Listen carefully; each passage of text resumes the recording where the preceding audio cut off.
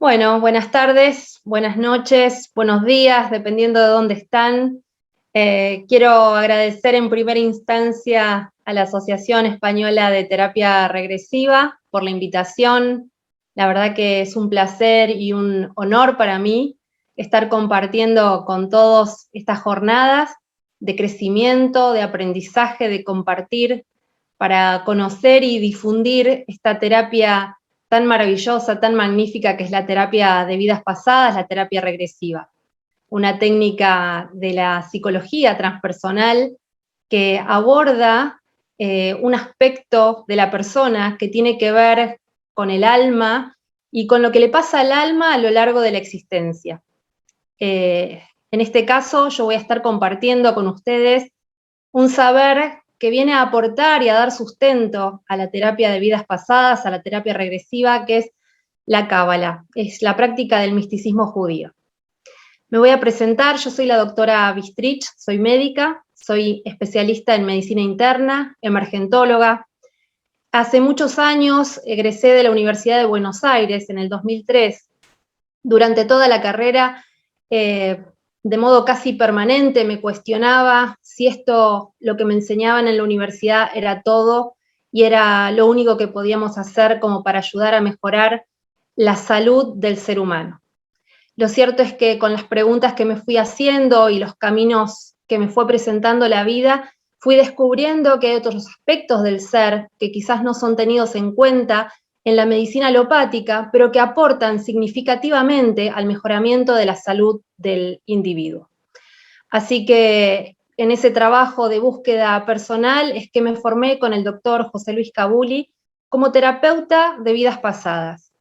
Hice una formación de psicología transpersonal, me he formado como facilitadora de respiración holotrópica, respiración del corazón, soy practicante chamánica, soy máster en Cábala, estudio hace muchos años esta práctica del misticismo judío, como mencioné, que me ha llevado básicamente a la autoconciencia, al autodescubrimiento, y en este autodescubrirme he ido puliendo y pudiendo poner en práctica en la consulta cotidiana esta técnica tan maravillosa que empecé a asociar y empecé a agregar a la terapia de vidas pasadas, dado que me he dado cuenta que en muchos casos mejora de manera significativa la preparación para que el paciente pueda abordar de una mejor manera su trabajo individual en la sesión terapéutica.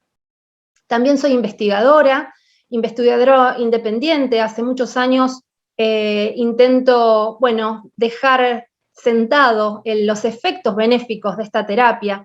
He trabajado con pacientes fóbicos en trabajos de investigaciones que se han publicado en revistas de publicaciones internacionales, donde se ha demostrado en trabajos por ahora pequeños, en el momento estamos agrandando la muestra, pero se ha demostrado cómo el efecto de la terapia de vidas pasadas ha mejorado significativamente la calidad de vida y el proceso de transformación en los pacientes con fobia. También he hecho un trabajo de investigación en niños con trastornos de conducta, con trastornos de atención, con también muy buenos resultados aplicando la terapia de vidas pasadas. Por lo que aliento a los demás terapeutas a que investiguen, a que dejen sus publicaciones en revistas internacionales, en revistas de sus propios países, para que podamos compartir toda esta información entre colegas y con el mundo. Soy directora también de Espacio Conciencia, un espacio que he creado para justamente reunir diferentes aristas de las ciencias, de diferentes áreas, tanto de la antropología como de la medicina, de la psicología, para abordar en una totalidad al ser humano, para poder ayudar a elevar el nivel de conciencia, mejorar el entendimiento que tenemos de nosotros mismos y así aportar mi granito de arena a esta mejora del mundo que es lo que intentamos lograr, creo, la mayoría de los seres humanos que estamos en este trabajo, el trabajo de la luz. Allí, en Espacio Conciencia, soy directora de la carrera y la formación avanzada en terapia de vidas pasadas. Ya hay más de 5 escuelas, 5 camadas de discípulos que han egresado, con posibilidades entonces también de ir ampliando la cantidad de terapeutas formados en esta técnica para poder llegar cada vez a más personas. Así que estoy feliz de haber podido hacer este camino y en este momento estar compartiendo con todos ustedes esta experiencia. Este video está siendo grabado actualmente para ser, digamos, visto en diferido allí en España, en las jornadas organizadas por la Asociación Española, por motivos de cuestiones de agenda personal. La verdad que coincidía esta actividad con otra actividad que yo ya tenía previamente organizada, así que no quería dejar de participar y de compartir con ustedes mi trabajo, porque espero que en algún punto les pueda aportar también a su propio trabajo, tanto en el consultorio como profesionales, como en su trabajo individual, en el crecimiento y en la búsqueda personal de cada uno de ustedes. Así que dicho esto, quisiera compartir con todos un PowerPoint que he armado como para facilitar y agilizar un poco la charla. Voy a ponerla allí ahora. No sé, Carlos, si la estás viendo, dime sí. Ahí, ok, perfecto, gracias. Muy bien, entonces, como les mencioné, la idea es compartir un poco la cábala, qué puntos tiene en común con la terapia de vidas pasadas y por qué es que traigo este tema a este congreso, porque en definitiva parecieran ser temas quizás no muy encontrados. Sin embargo, en la medida que fui estudiando esta rama del misticismo, fui dándome cuenta de la infinidad de puntos que dan sustento al cómo funciona la terapia de vidas pasadas. Voy a tratar de avanzar con esto.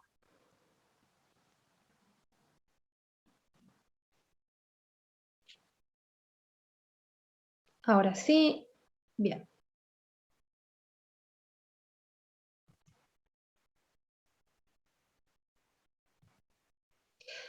Bien, entonces voy a tratar de poner un poco en claro cuáles son los objetivos de la charla y básicamente son los siguientes: poder comprender los fundamentos teóricos que conectan estas dos metodologías de autoconciencia, como me gusta llamarlos, porque ambos caminos nos llevan a conocernos un poco mejor, a saber cómo funcionamos, a saber y darnos cuenta de cuáles son las heridas que tenemos para poder traer una solución, para poder traer sanación a ello.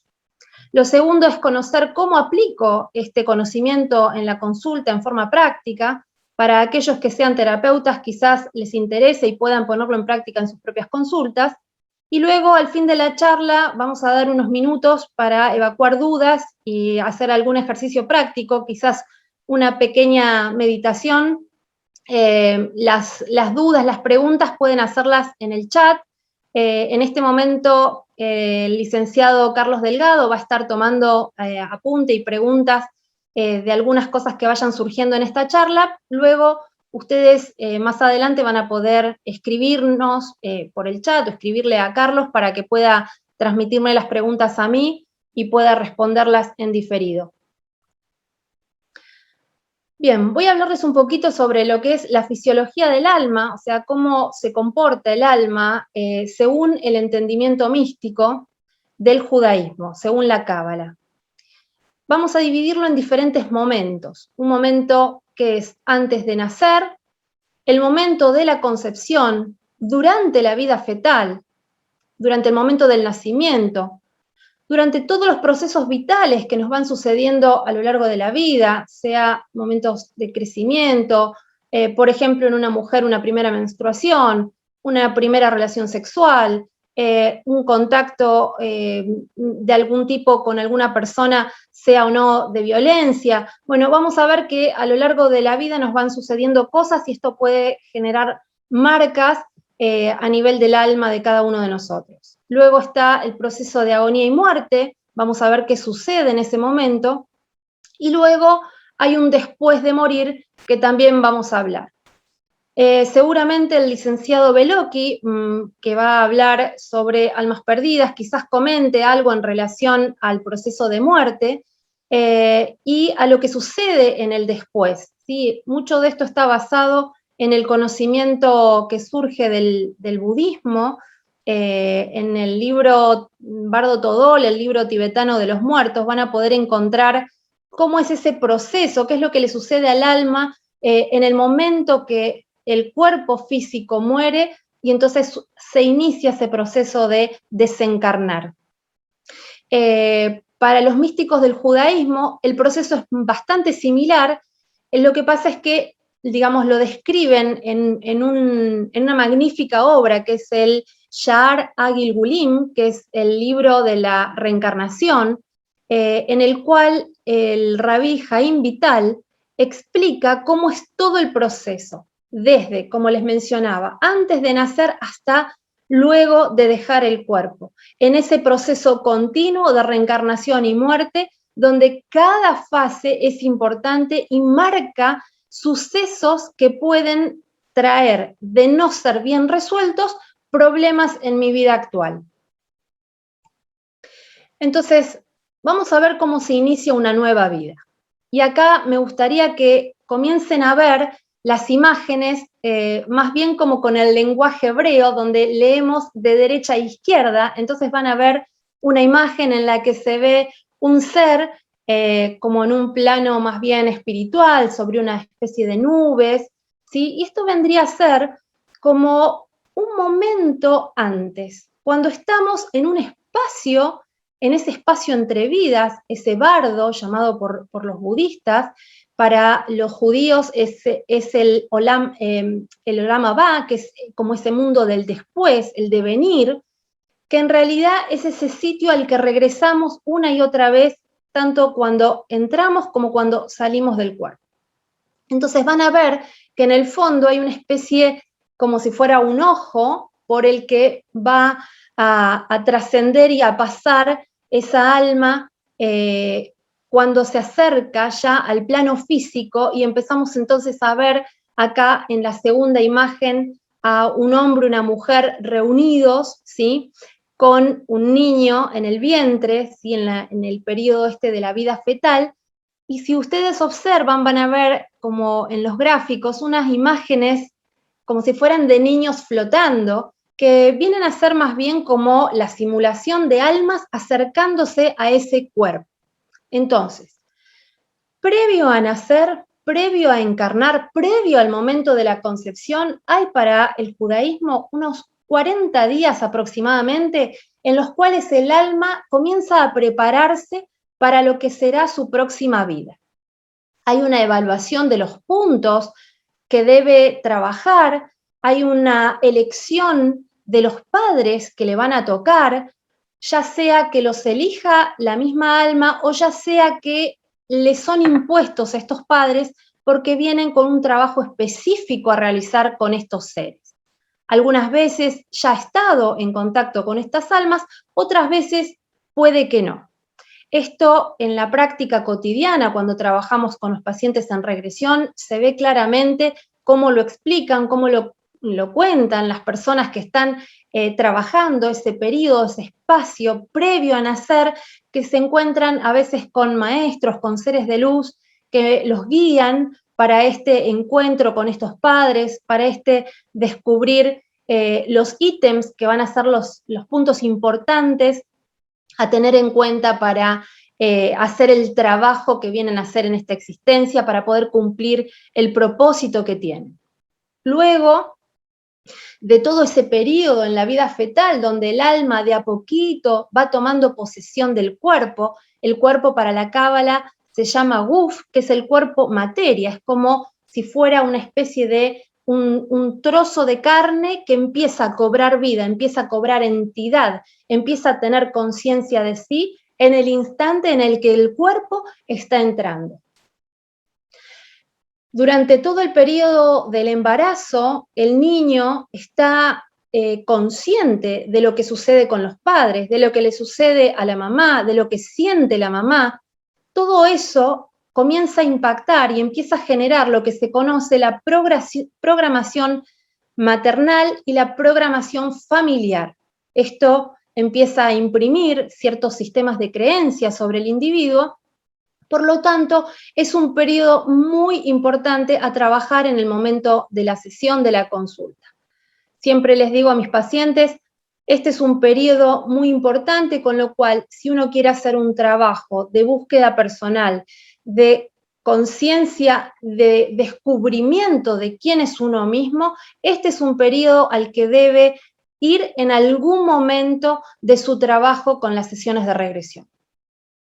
Luego está el momento ya del nacimiento, donde este ser que estaba antes en un universo cerrado en la panza de mamá, ya empieza a tener entidad individual, donde ya se separa definitivamente del cuerpo de la mamá para empezar a vivir ya de un modo, digamos, como el que conocemos nosotros, respirando aire en lugar de líquido, bueno, ya dependiendo de un alimento externo, y empieza a tener sensaciones y diferentes emociones que sentía en el momento de que estaba en la panza de la mamá y todavía un poco más alejado ya de lo que sentía cuando estaba antes de venir acá a la Tierra. Entonces, en todo ese proceso, el alma va entrando cada vez más al cuerpo, siempre hay un pedacito más de alma que empieza a meterse en la medida que va creciendo el cuerpo físico.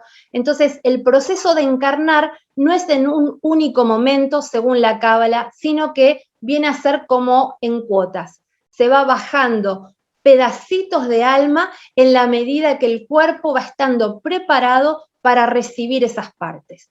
La primera de las partes que va a recibir es una parte que se llama Nefesh, que es una parte del alma que es la que le da, digamos, las órdenes biológicas al cuerpo físico de cómo desarrollarse, cómo tiene que funcionar cada parte y cómo tiene que hacer el cuerpo físico para crecer. Luego vamos a ver que en la medida que crecen, más partes pueden ingresar en el cuerpo.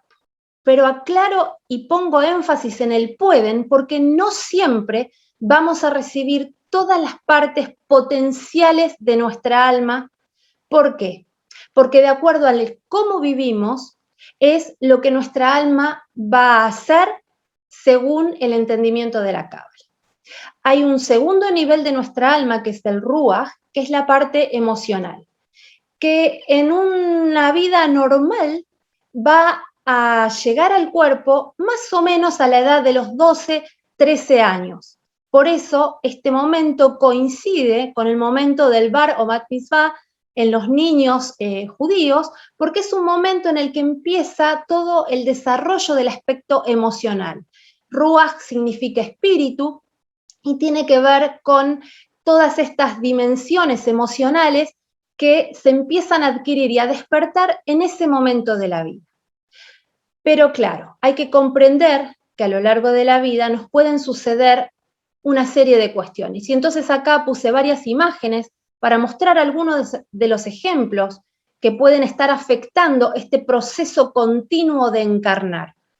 Por ejemplo, aquí hay algunos niños, acá hay un niño con miedo, con una sombra, ¿no es cierto?, una mano que está como asustándolo.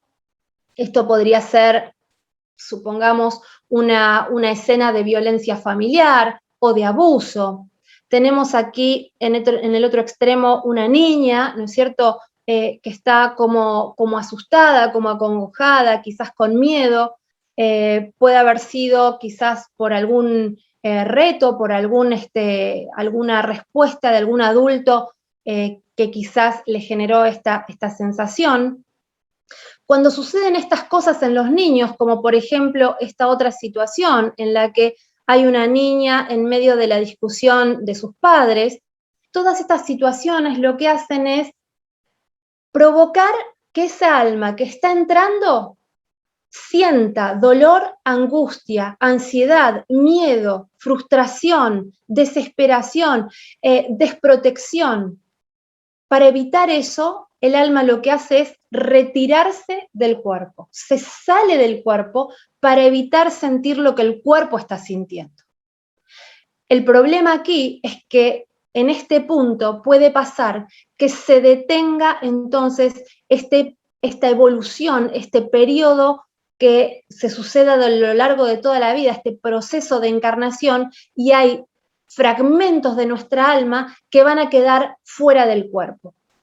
Esto está muy bien graficado en el libro Atrapamiento del alma del doctor José Luis Cabuli, en los cuales explica cómo procesos por los que atraviesa la persona, traumas que generan fragmentaciones, o sea, desprendimientos de alma, hacen que el alma quede fuera del cuerpo. Ahora, para el entendimiento de la Cábala, esto va un poquito más profundo. ¿Por qué? Porque esa alma en verdad no se pierde. Es una parte nuestra que está como reservada en un lugar de donde quizás no puede salir, pero está conectada a nosotros a través de un hilo conductor, de un cordón energético, por el cual se transmiten las emociones, las sensaciones que sintió en ese momento. Por lo tanto, entonces quizás hoy soy adulto y sigo sintiendo el miedo que sentía, que experimentaba cuando veía esa sombra, esa mano allí en ese rincón de habitación. O sigo escuchando los gritos de mis padres durante un proceso de divorcio, por ejemplo. Entonces, esas memorias se activan y quizás como adulto yo no puedo comprender qué me está pasando hoy, ¿Qué me pasa que siento miedo, ansiedad, angustia? Si en verdad mi situación actual, digamos que es normal, entre comillas. Lo que pasa es que una parte de mí está todavía sintiendo el terror, la angustia, el dolor. Porque para el alma, en ese otro espacio, en ese otro lugar, tanto de ese lugar de donde venimos, ese lugar hacia donde vamos, o ese lugar donde quedamos atrapados, ese lugar al que en el judaísmo llamamos Olam Haba, no tiene tiempo. Entonces, en ese espacio atemporal, para el alma, todo lo que sienta y suceda allí es eterno. Vamos a ver otras situaciones que pueden suceder en la vida y que puede generarnos pérdidas de fragmentos de alma. Por ejemplo, violencia de género. Aquí vemos una mujer donde le están tapando la boca, ¿sí? Vemos también, por ejemplo, aquí un hombre quizás frustrado con situaciones quizás de estrés laboral o alguna pérdida de un ser querido.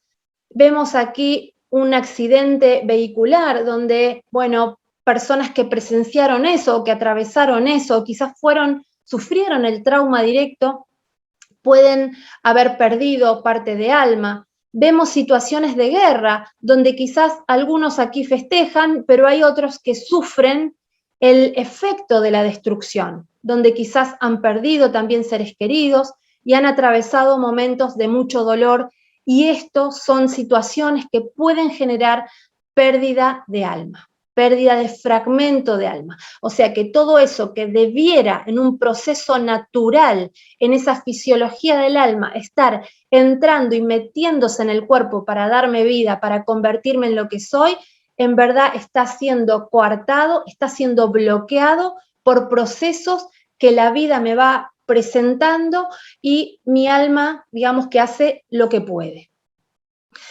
Otra cosa que nos puede pasar son enfermedades, lo hemos visto a lo largo de este último año y medio, con todo esto que ha pasado a nivel mundial. Muchas personas han fallecido, pero muchos otros han estado quizás en periodos de coma, ¿sí? En los cuales algo al alma le sucede también.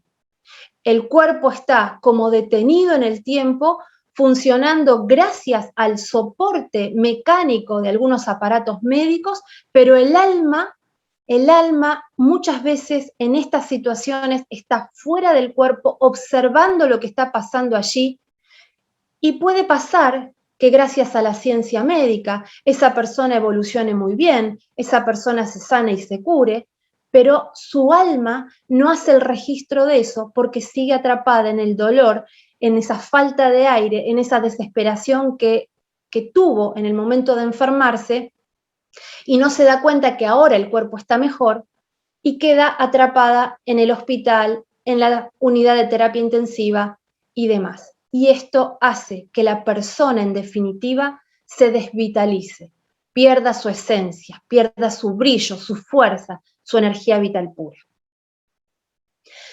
Luego entonces ya nos acercamos al último periodo de esta vida física, ¿sí? Que no es más que un ciclo más en esa eternidad de nuestra alma. Un ciclo más que se cierra para comenzar una vez más con el proceso. Entonces, la persona puede estar agonizando en una cama, quizás a veces una cama de hospital o con suerte en su casa, acompañada de sus seres queridos. La persona agoniza y el alma comienza a alejarse del cuerpo en un proceso lento y continuo. Vamos a ver acá que se ve la imagen de un cuerpo físico que ya probablemente ha atravesado el periodo de muerte física, y vemos aquí su doble, que es esta imagen espiritual, esa proyección que tenemos de nosotros mismos en el instante de dejar el cuerpo, donde se observa desde la altura y como que se desdoblara. Deja el cuerpo y ese doble cuántico, ese doble etérico empieza a retirarse para regresar a ese espacio de luz donde puede tener la oportunidad de volver a empezar. Este es el ciclo, ¿sí?, por el cual atravesamos de manera permanente en este infinito, al que nosotros en la Cábala llamamos Gilgul Aneyamot. Gilgul significa circular, algunos lo traducen como reencarnación, en realidad es la circulación permanente del alma de un mundo y del otro.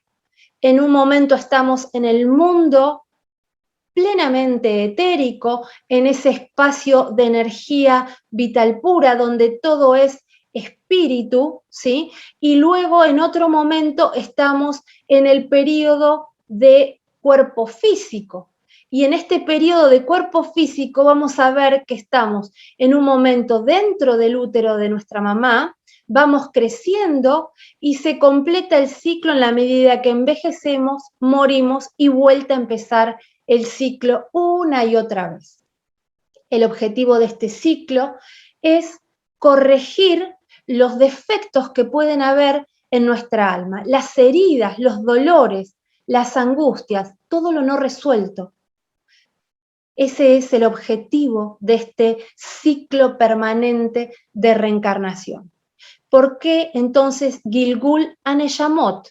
Entonces, Gilgul, dije, es la circulación, Aneyamot es, Neyamot se le dice al alma, a la parte sutil del alma, a un tercer nivel. El tercer nivel de alma es la Neyamá, que es nuestra esencia, la parte más elevada de nuestro ser que tiene la posibilidad de encarnar.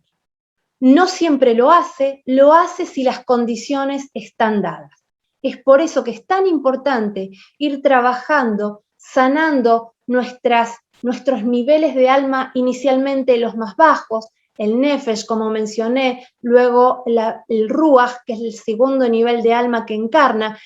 En la medida que voy sanando ese nivel de Ruach, le doy la posibilidad a este tercer nivel, que es mi Neyamá, a este tercer nivel para que pueda entrar en el cuerpo y hacer su trabajo de corrección.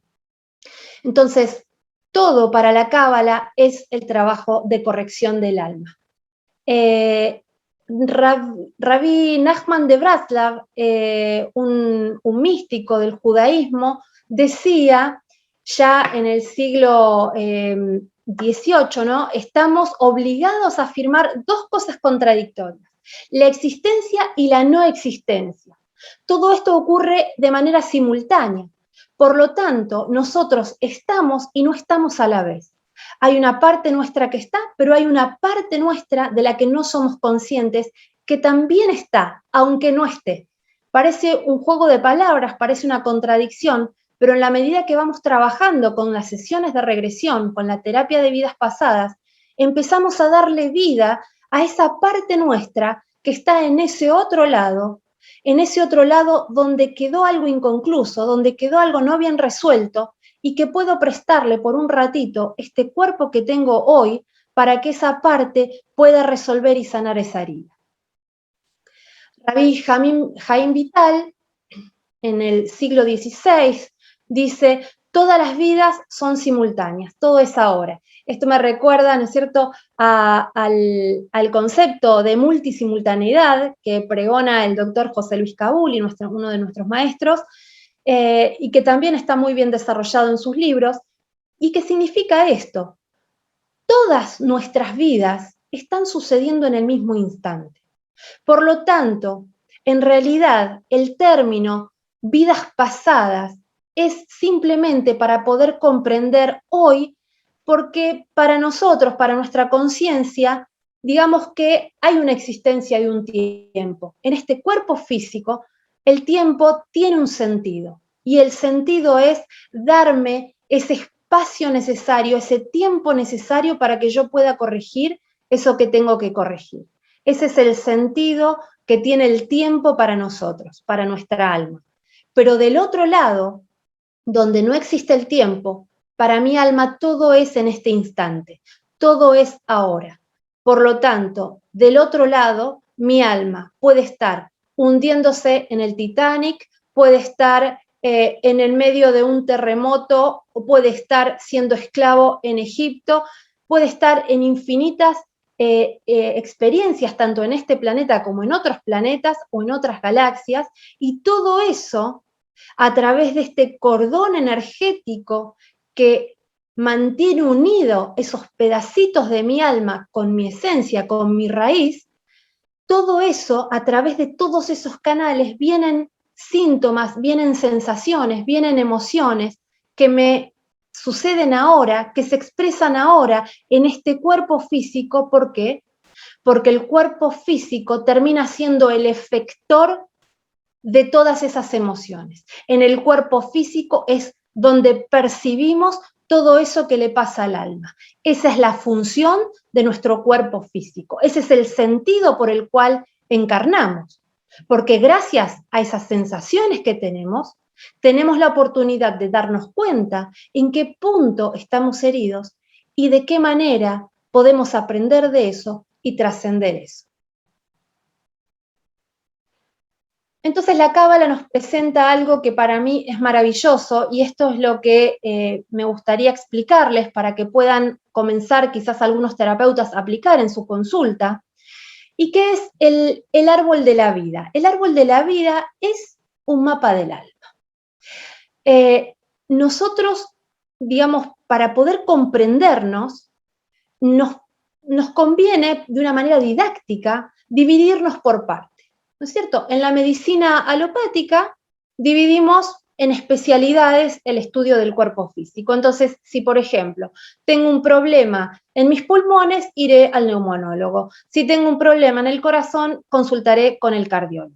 O sea, divido las partes para poder llegar a un mejor estudio de cada una de ellas.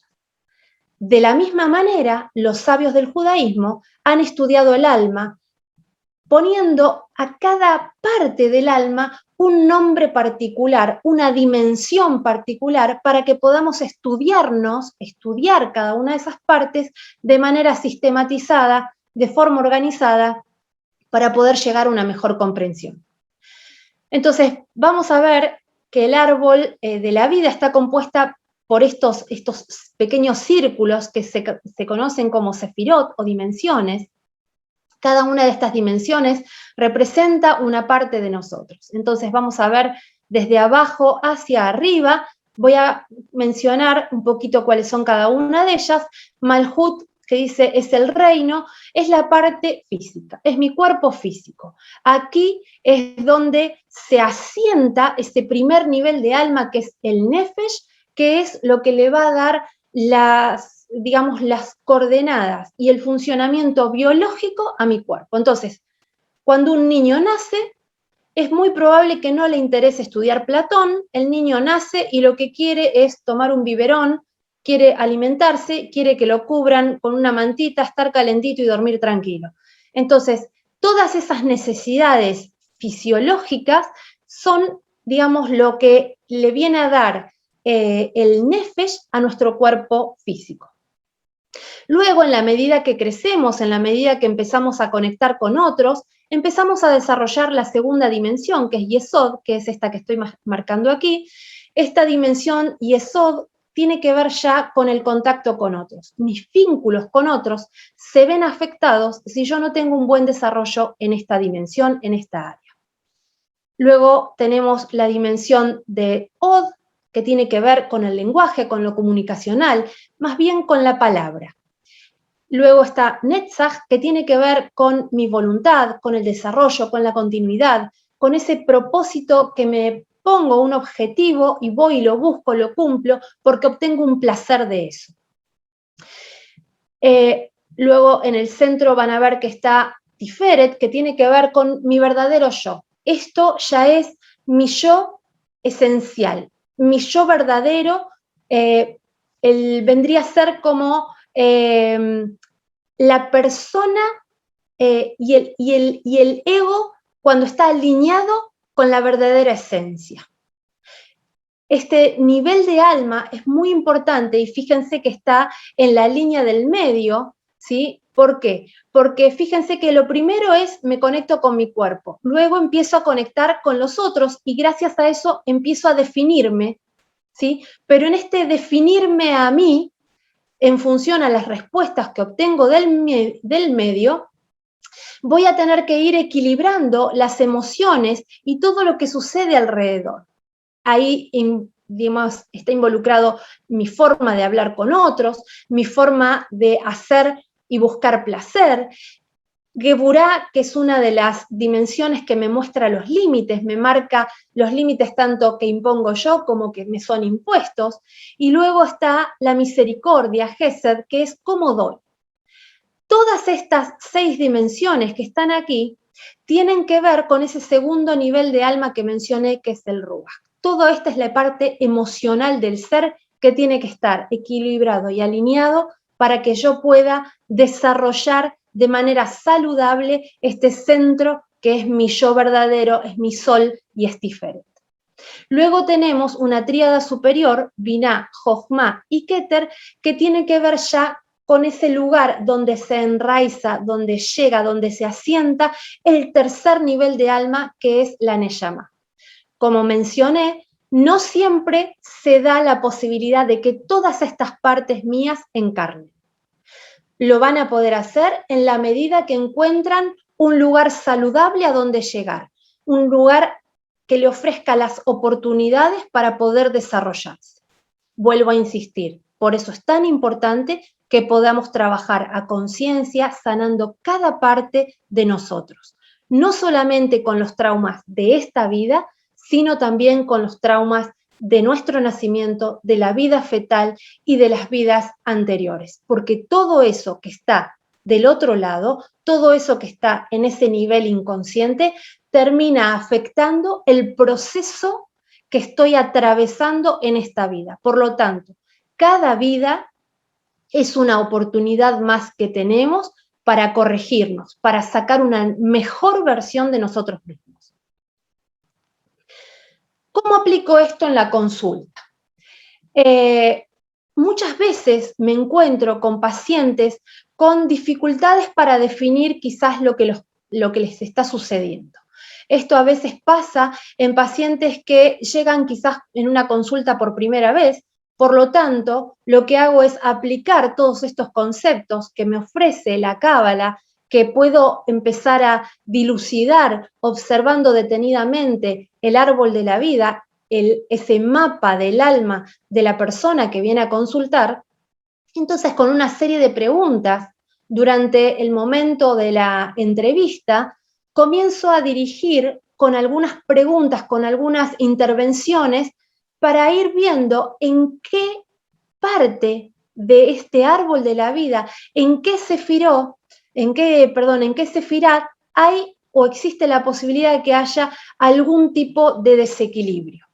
Si logro conectar con eso, entonces, una vez detectado el inconveniente o este desequilibrio, empiezo a hacer preguntas sobre las emociones, las sensaciones que tienen que ver con eso. Voy a poner un ejemplo.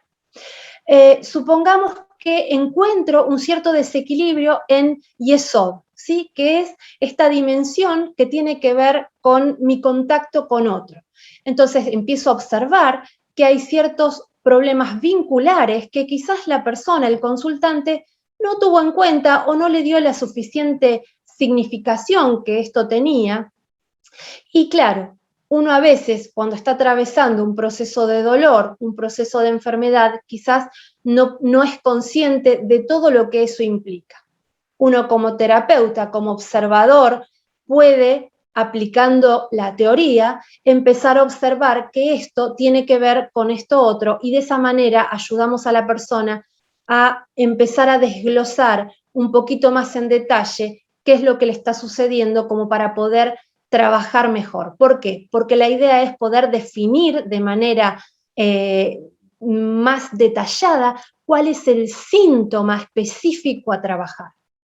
Porque, bueno, muchos de ustedes conocen la técnica del doctor José Luis, que es en la técnica que estoy formada, y la forma de trabajo, por lo menos la forma más habitual, es a través de la profundización del síntoma. Por eso es vital descubrir y detectar en detalle cuál es el síntoma específico de la consulta y poder profundizar allí. Este mapa entonces nos ayuda a que el mismo paciente pueda entrar en contacto con esas emociones, con esas sensaciones, con lo que le viene en función a las preguntas que voy haciendo durante el momento de la entrevista. Otra manera, digamos, que aplico en la consulta el mapa de la vida, el mapa del alma, este árbol de la vida, es, digamos, trayendo un poco algunos conceptos que vienen de la terapia sistémica de Bert Hellinger, que es utilizar el cuerpo como un receptor de las emociones, de las sensaciones que me vienen de un campo de información que, bueno, me transmite lo que pasa. Entonces lo que hago es lo siguiente: dibujo este árbol en el piso de mi consultorio, lo tengo armado con unos círculos con colores y con cintas y demás, y la persona comienza a caminar sobre este mapa. Entonces se detiene en cada uno de estos círculos, en cada una de estas estaciones, de cada una de estas sefirot, y se toma unos minutos, unos segundos para sentir a ver qué pasa en el cuerpo, qué lenguaje le transmite su alma, qué le está diciendo a través de las sensaciones, de las emociones del cuerpo, y me lo empieza a contar, y entonces en este intercambio que vamos haciendo, vamos detectando si hay o no desequilibrios en estas dimensiones. Otra manera también en la que aplico este conocimiento es utilizando los arcanos mayores del tarot.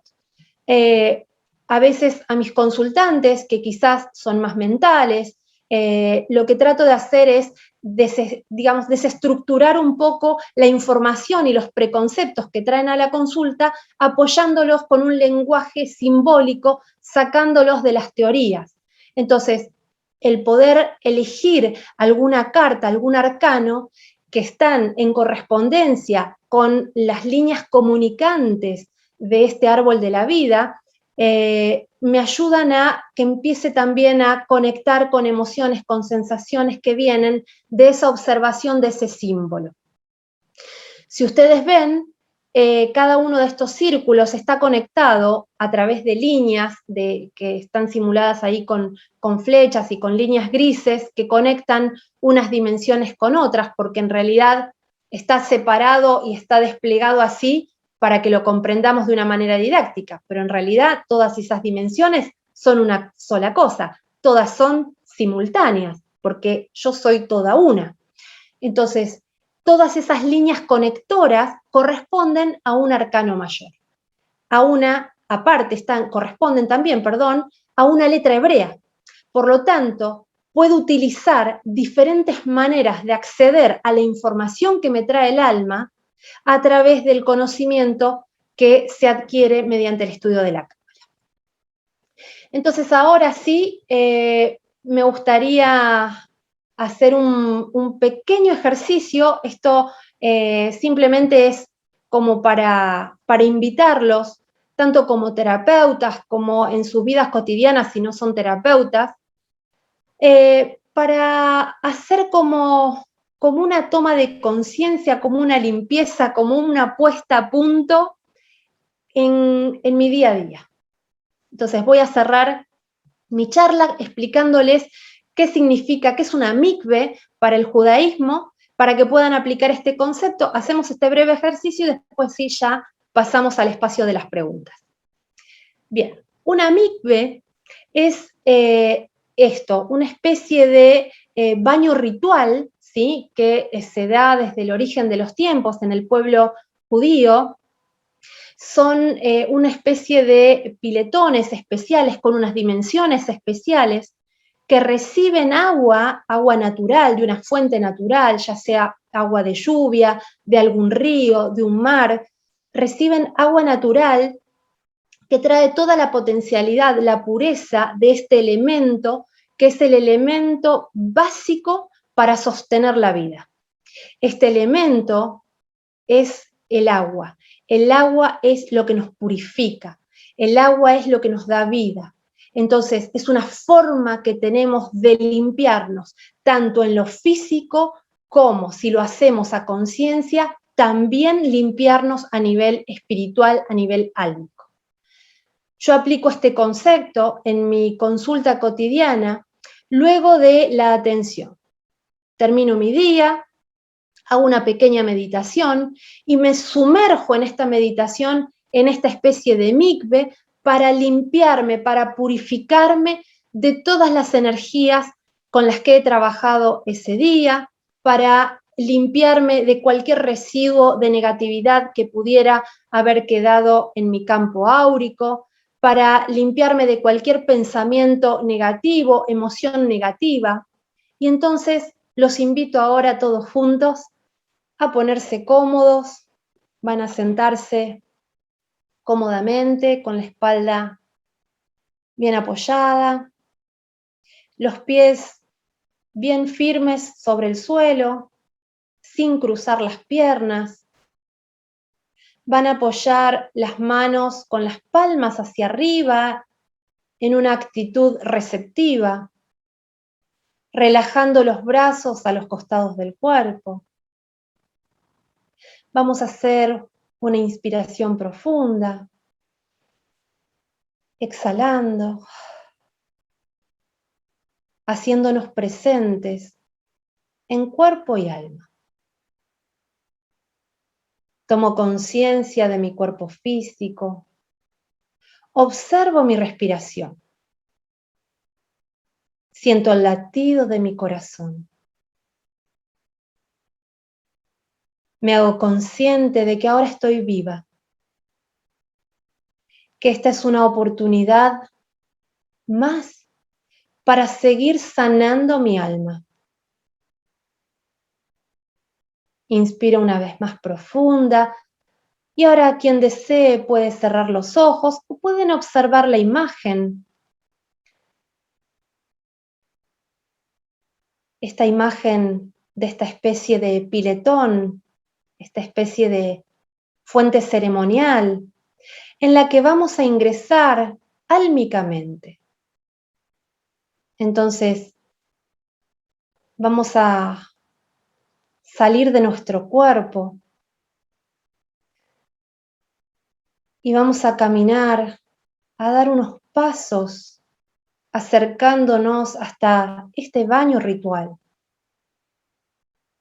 Vamos a dar un paso descendiendo en esta escalera y vamos a sentir la temperatura del agua al ingresar.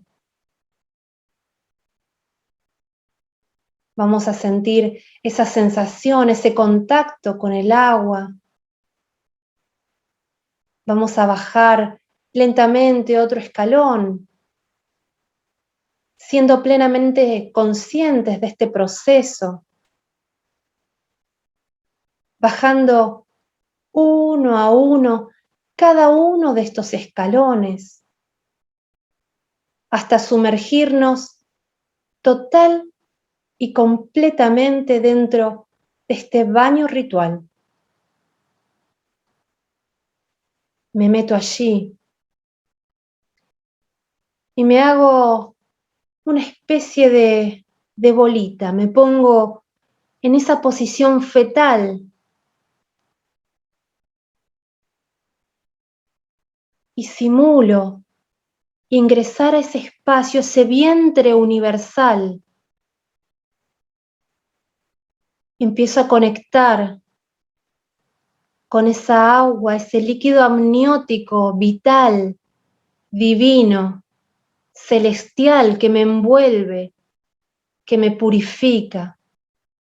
Y comienzo a ver cómo ese agua se lleva las impurezas, se lleva la oscuridad,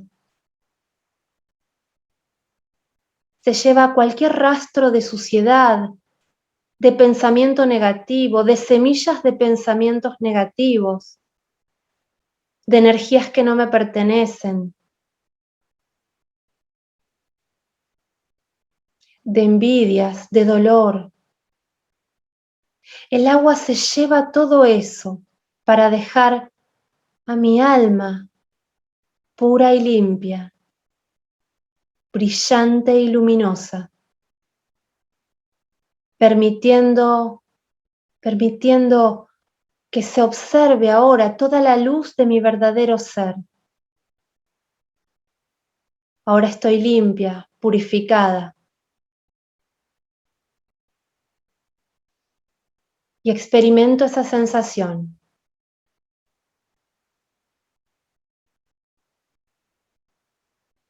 Y me doy cuenta de la liviandad, de la libertad que me da haberme limpiado, haber dejado atrás todo esto que no era mío, todo esto que ya no me sirve, todo esto que ya no es útil. Siento esa liviandad, me siento flotar ahí dentro de esta mikve. Disfruto de ese instante, de esa sensación.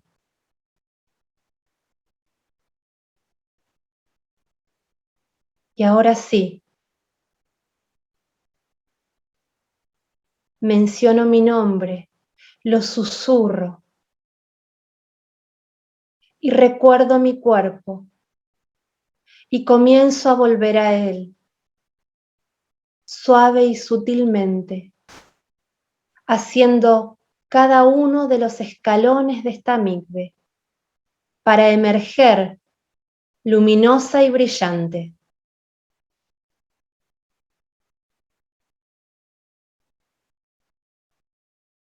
Y ahora sí, vuelvo a mí haciendo una inspiración profunda. Vuelvo a este cuerpo físico, a esta vida actual. Vuelvo a mi cuerpo aquí y ahora. Respiro profundo, asegurándome de que cada parte mía haya regresado. Puedo mover suavemente las manos y los pies, los hombros, el cuello,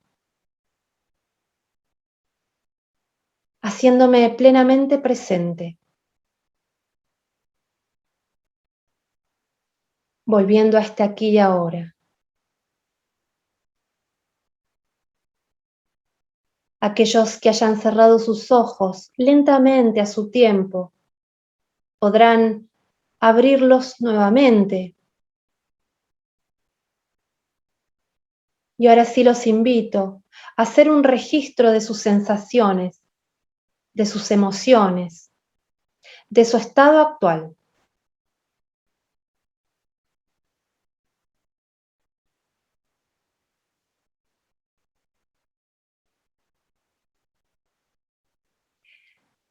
Ahora sí quiero agradecerles a todos su atención, su amabilidad, a toda la gente organizadora, a la Asociación Española de Terapia Regresiva. Y ahora sí, Carlos, me gustaría, si hay preguntas, que puedas compartirlas conmigo.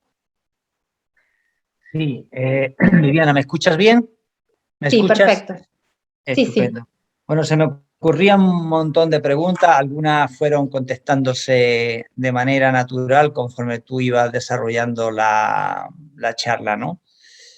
Hay una ahí sencillita. Eh, ¿Cuántos niveles del alma existen para la Cábala judía? Como hablaste de niveles, de encarnar unos niveles, otros no, pues la primera pregunta que se me ocurre para el público en general, ¿cuántos niveles contempla la Cábala? Bien, según la Cábala, el entendimiento de la Cábala, en realidad el alma es una sola. A modo didáctico se la divide en partes o niveles.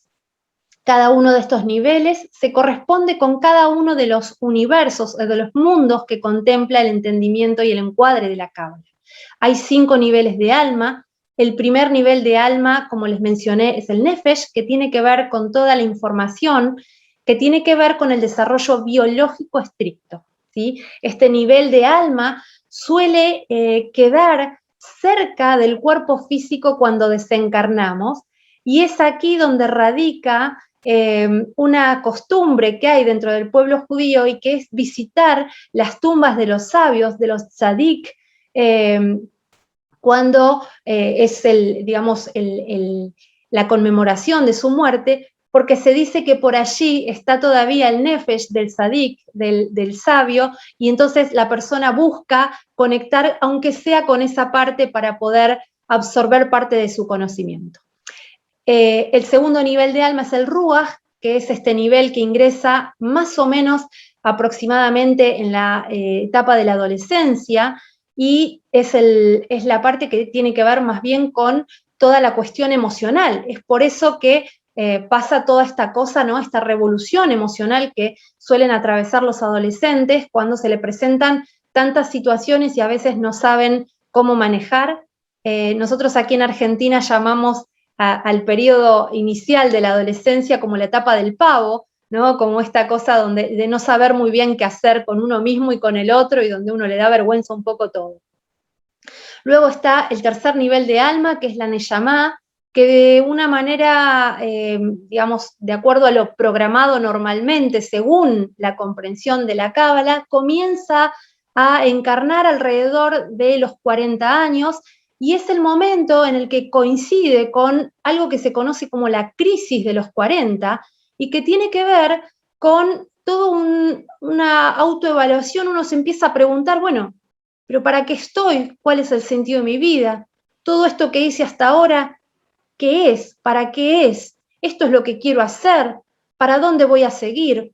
Todos estos cuestionamientos que nos hacemos alrededor de los 40 años tienen que ver con esta fuerza que está trayendo mi alma, porque me empieza a decir, acordate que venías a hacer otra cosa acá. No solamente tenés que ir a la oficina a trabajar, no solamente tenés que dedicarte a criar a estos niños y demás.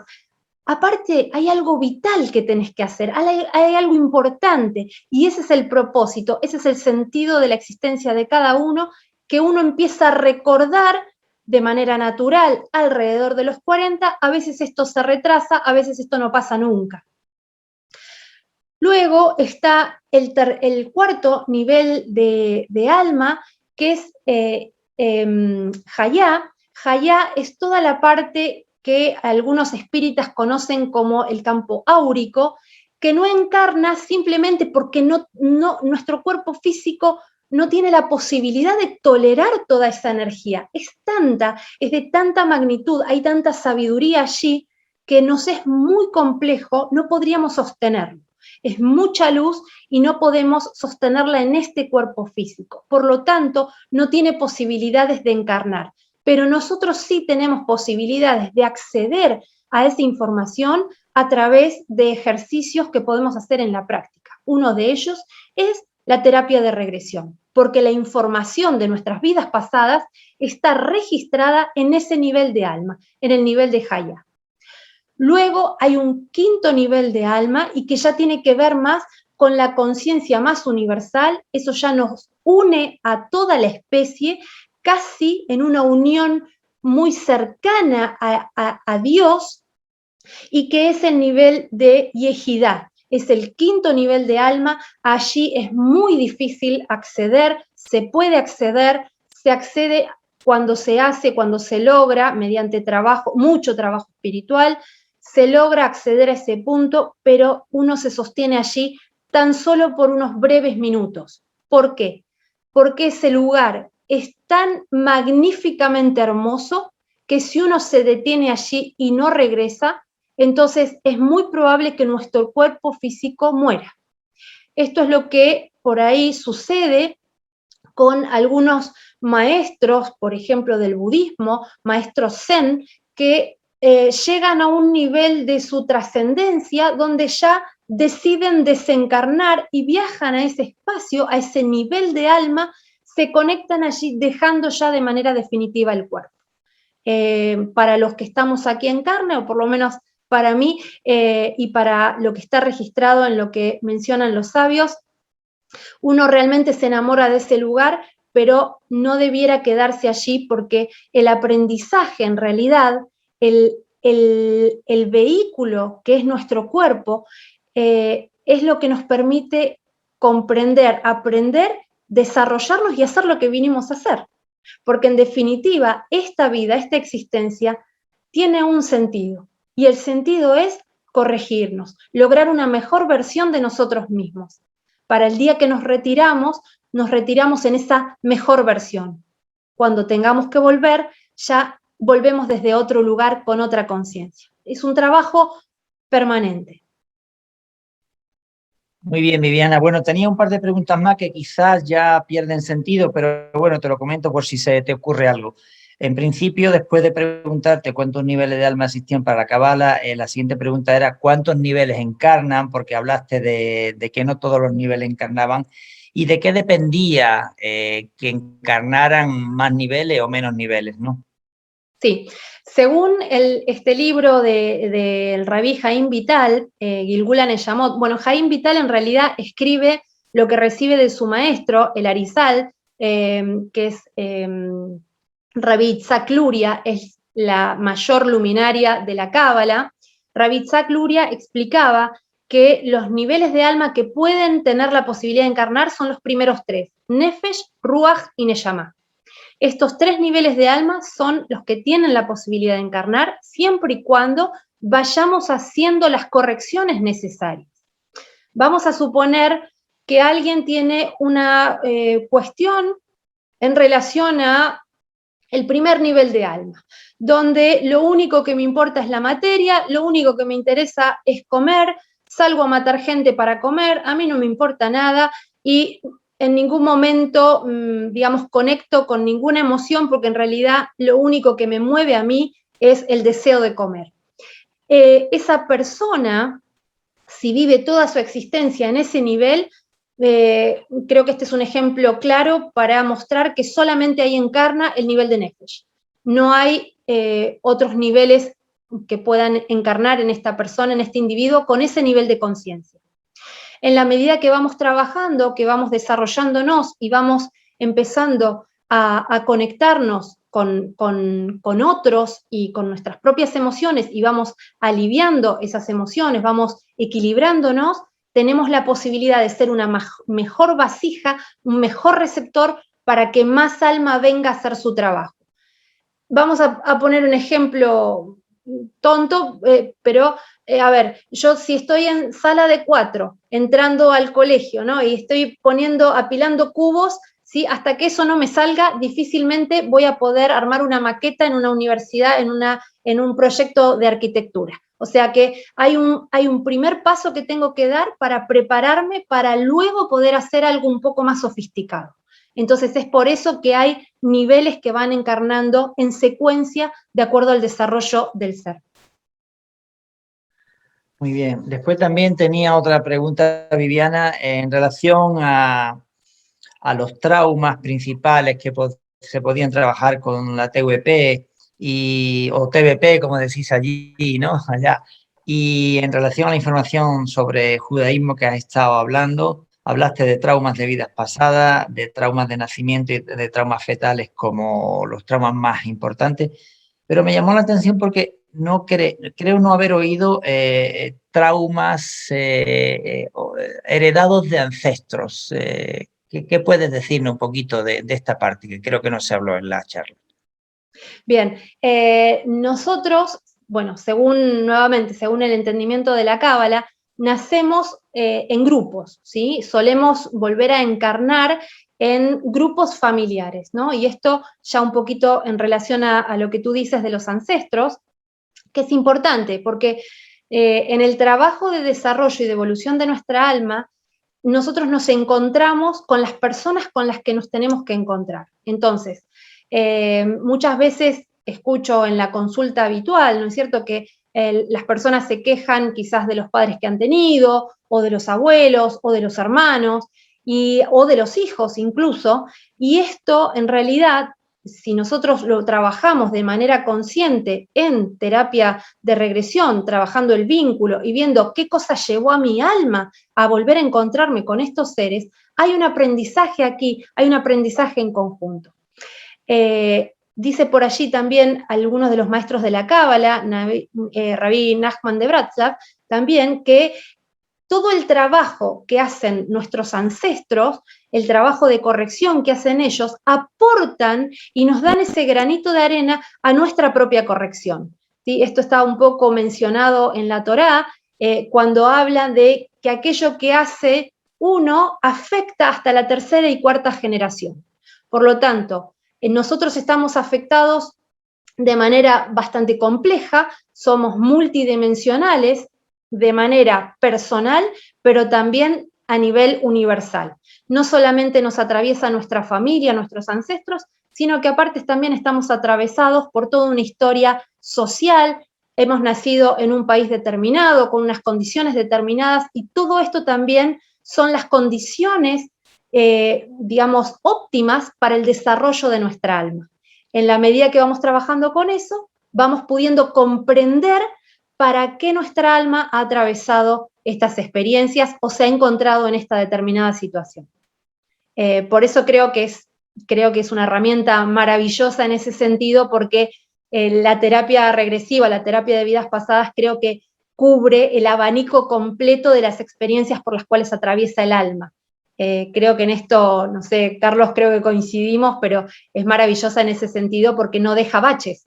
Podemos acceder a cada parte de nosotros. Muy bien, Viviana. Tenía otra pregunta también que se fue desarrollando y contestando al menos parcialmente. La pregunta era cómo encuentras los desequilibrios en la consulta, cómo lo relacionas con el síntoma, y aclaraste un poquito después que, bueno, que tienes desarrollado ahí físicamente hablando un árbol de la vida en la consulta, ¿no? Me imagino que será suficientemente amplio y grande, y quería que aclararas un poquito más de modo práctico cómo haces ese trabajo. Sí, lo que hago en la consulta es desplegar justamente este mapa de este árbol de la vida en el piso, lo tengo graficado en una gigantografía, con colores y demás, con algunas letras hebreas como para poder, digamos, sentir la vibración de la letra hebrea, que es un código específico, es un símbolo, por lo tanto activa memorias a nivel subconsciente. No importa que yo no comprenda el idioma, no importa que no conozca las letras hebreas, esa misma vibración va a activar algo emocional en mí. Entonces lo que hago es invitar al consultante a pararse y detenerse en cada una de estas dimensiones, en cada una de estas sefirot, en los círculos que van a estar graficados, sobre los cuales puede caminar. Entonces se detiene, y yo con un acompañamiento de una suave sonaja, esto ya mezclando un poquitín también lo chamánico, con una sonaja muy suavecita, voy acompañando y permitiendo que la persona vaya tomando conciencia y haga un registro de lo que pasa estando de pie en ese lugar. Entonces empiezan a pasar cosas, la persona quizás a veces siente debilidad en las piernas o siente que brota una sensación de angustia o quizás a veces comienza a llorar y así va, digamos, surgiendo parte de los síntomas de las cosas que son plausibles de ser trabajadas. Esto, claro que no lo hago con todos los consultantes, lo hago, como mencionaba hace un ratito, quizás con pacientes de primera vez, quizás con pacientes que no tienen muy bien definido qué es lo que necesitan trabajar y sanar, o quizás con pacientes que son muy mentales y les cuesta conectar con la emoción y con el registro de lo que está pasando en el cuerpo físico. Muy bien, no sé Viviana. Si ahí te respondí la pregunta. Sí, sí, la ampliaste, mejor ya lo entiendo mejor.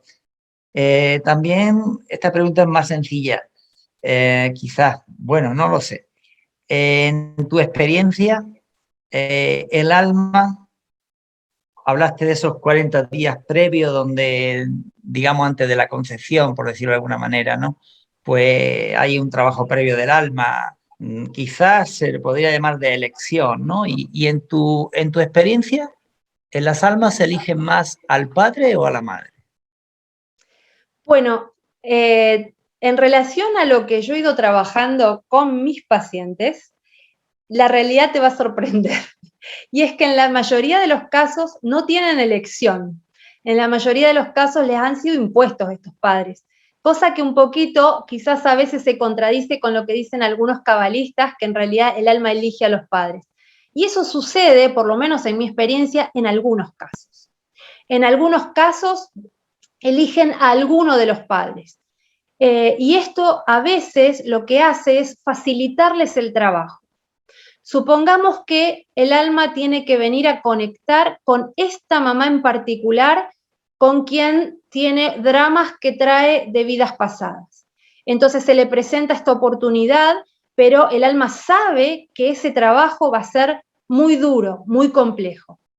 Entonces, como está esas condiciones dadas donde va a haber dificultad y demás, si el alma es meritoria, si ha hecho el trabajo antes que lo ponga en una posición de poder elegir, puede elegir a un padre, en este caso, que le suavice el trabajo con esta madre.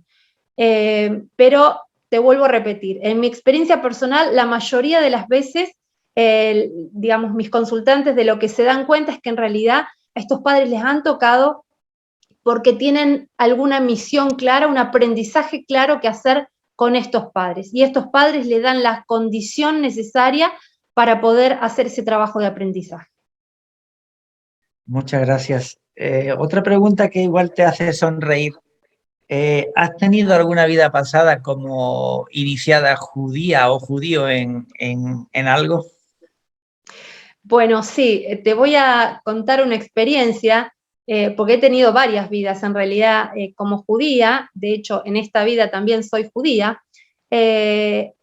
Yo cuando era muy pequeña, 11, 12 años, viajé a Israel por primera vez y la verdad es que llegué a Jerusalén, no sé si tienen la posibilidad de conocerlo, pero es una ciudad bastante compleja, cuando uno atraviesa los muros es una ciudad que es un laberinto.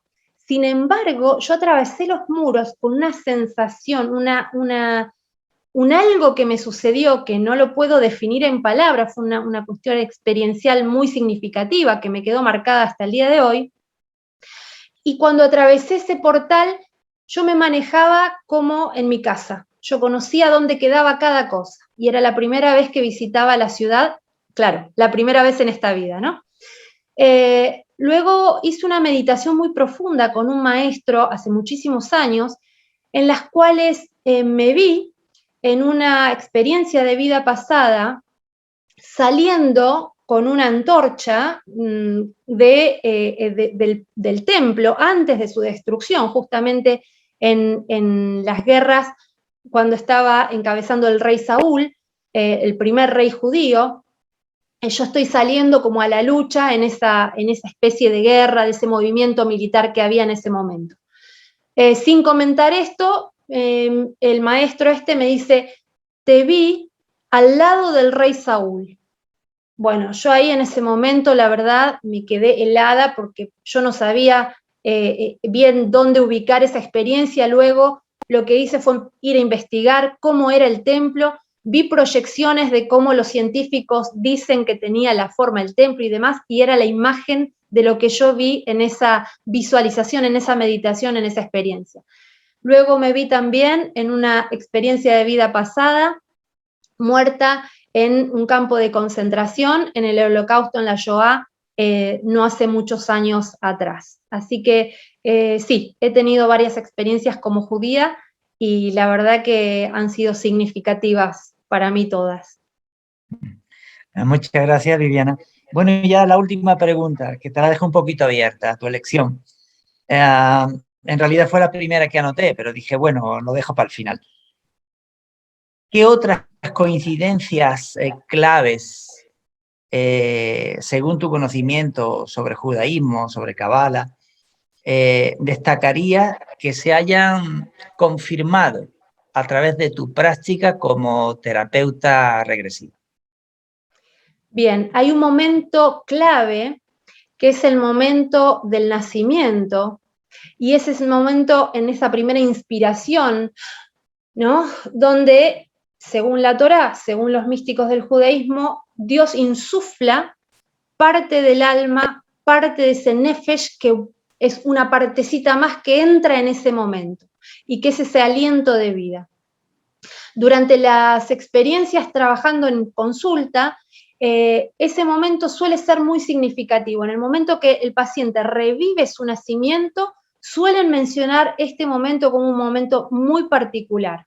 Incluso cuando hacen la reacción del nacimiento, o sea, esta profundización de la experiencia del nacimiento, ese momento es vivido con esta inspiración y que se refuerza en el momento del corte del cordón, cuando uno corta, digamos, con ese vínculo con la madre y se constituye como un ser individual.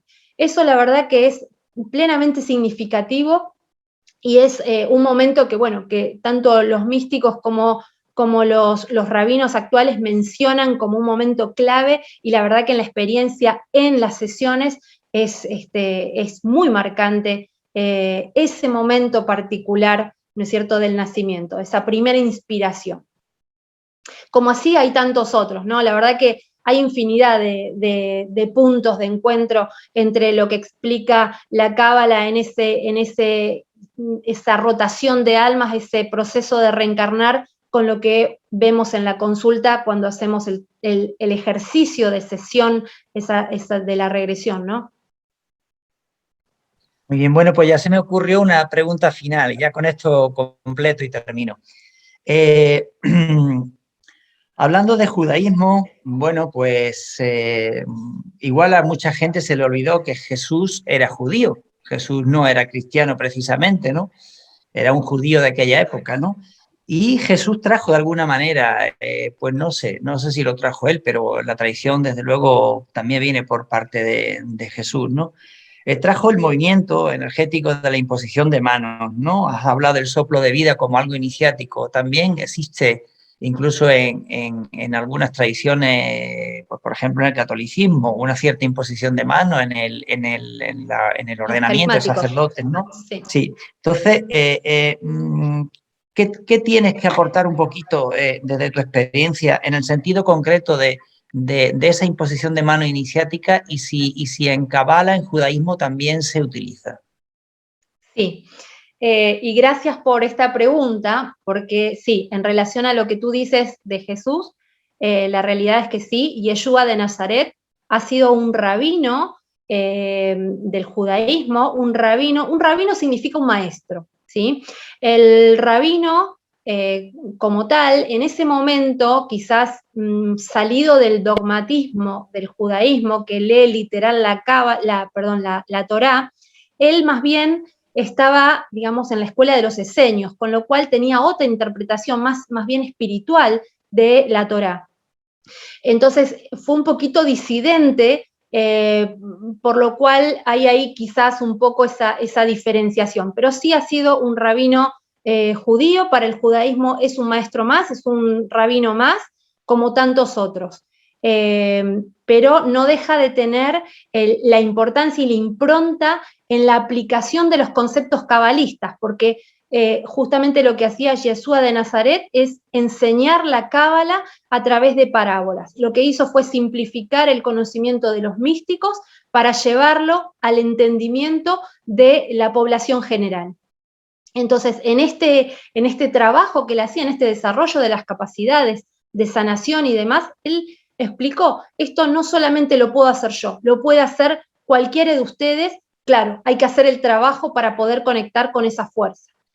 La cábala comprende que las palmas de las manos son la entrada y salida del alma durante el sueño. Nosotros cuando dormimos decimos que eso corresponde a una 60ª parte de la muerte. Es como que cuando dormimos morimos por un ratito, una partecita nuestra que viaja a ese Olam Abá, a ese espacio sin tiempo, a ese otro lado, en busca de información, en busca de soluciones, en busca de sabiduría, en busca de descanso y restitución energética. Cuando despertamos, el alma ingresa nuevamente a través de la palma de nuestras manos. Por lo tanto, nuestras palmas son centros energéticos muy importantes y desde allí podemos entregar, manipular y conectar con ese movimiento de energía. Entonces, nuestra propia sanación, y nosotros funcionamos como vehículos de esa sanación, dejando pasar energía, digamos, sutil, energía universal, que transmitimos a través de nuestras manos a un ser que quizás está sufriendo o está con alguna enfermedad, algún padecimiento. Desde ya que para alcanzar estos niveles uno tiene que practicar muchísimo. En lo personal no lo hago, no he llegado al nivel de Jesús para nada, estoy muy lejos de eso, pero sí es real que hay sabios que han logrado hacer eso y sí esto tiene una relación muy directa con, digamos, por ejemplo, lo que se conoce hoy como el Reiki, ¿no? Bueno, ya Jesús hacía Reiki en esa época. Muy bien, Viviana, pues nada, darte las gracias, ha sido un placer oírte, he disfrutado mucho de tu charla y no he parado de tomar nota, como ven, me he portado bien. Y bueno, pues darte las gracias enormemente en mi nombre personal, en mi nombre propio, pero sobre todo en nombre de la Asociación Española de Terapia Regresiva, porque vas a enriquecer pues este simposio pues con tu presencia, ¿no? Y no sé si lo diré bien. Shalom Aleichem. Muchas gracias, gracias a vos, gracias a toda la organización. Para mí ha sido un placer participar y nuevamente agradezco la posibilidad de participar, aunque sea así en diferido. La verdad que no me quería perder la oportunidad de compartir esto. Espero que les haya sido de utilidad, que les haya aportado el tema, aunque sea un cachitín un granito de arena, a su conocimiento y a su práctica. Así que quedo abierta a todas las preguntas que luego quieran hacerme. Muchas gracias y bueno, me despido.